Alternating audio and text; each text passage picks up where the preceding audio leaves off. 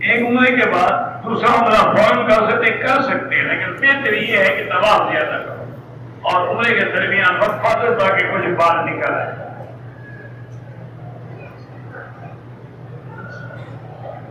عقیقے کا سنت 7ویں دن ہے، 7ویں دن نہ ہو تو پھر 14ویں دن، مطلب پھر جب کیا ہوگا۔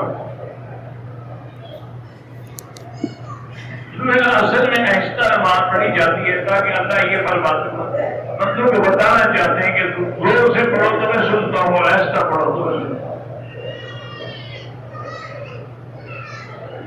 ہم نے عمرہ کر دیا ہے لیکن نیت نہیں کی تو طواف کرنے کیوں کہتے ہیں؟ اللہ کے بندے کیوں وہاں میں پڑھتے؟ نیت تھی تو عمرہ کیا، طواف کیا، صفا مروا دوڑے، نیت نہیں کی۔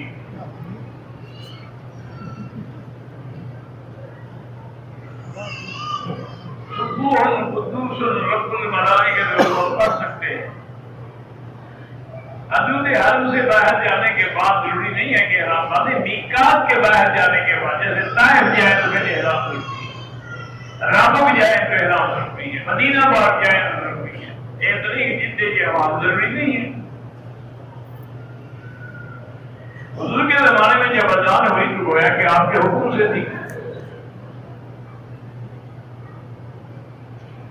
کہتے تھے کہ اذان سن کے کہتے ہیں شیطان بھاگتا ہے، کتنا دور جاتا ہے تمہیں بتاتا نہیں ہو؟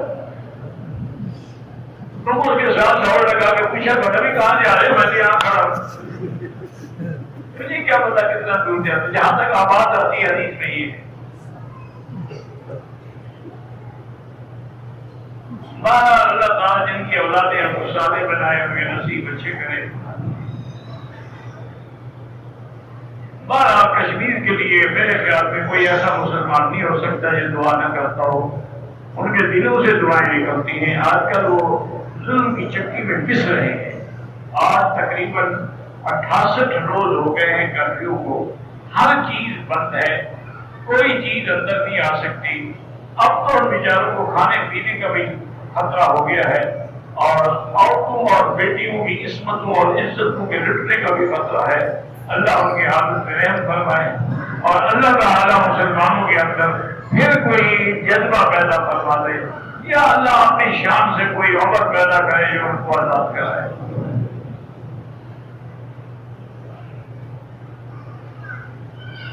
کہتے ہیں کہ جنت میں جانے کے بعد ہم یہ کہیں کہ ہمیں بدر کا موقع ملے، وہ جو دنیا میں تھا وہ نہیں ملتا۔